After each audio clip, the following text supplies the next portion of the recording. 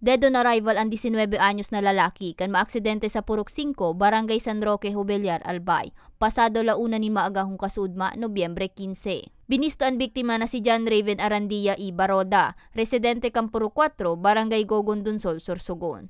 Sigun kay Police Staff Sergeant Christopher Papa, Assistant Investigator kang Jubeliar Municipal Police Station, pauli na kutaan biktima alagad pag-abot sa lugar kang insidente, na slide ang motorsiklo kay ni dangan nakatama sa barikada. Ipigdara pa mong kutain ni sa Jubeliar Rural Health Unit, alagad pigdeklarang dead on arrival.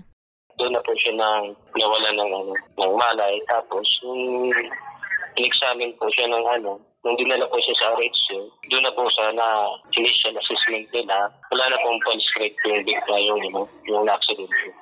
Saka dilated pupils na po yung mata. Dugang pa ni Papa, accident-prone area ang lugar. Dangan mayo pang sulot na helmet kan maaksidente. Nagluluwas man sa investigasyon na naging marikas ang padalagan kan biktima.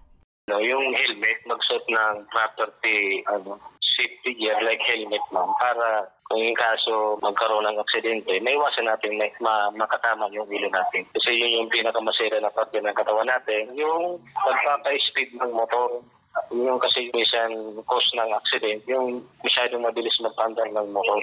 Sa presente, nakapatente na sa saindang residensya ang bangkay kan biktima. Para sa mga baretang tatak Bicol, May Arango.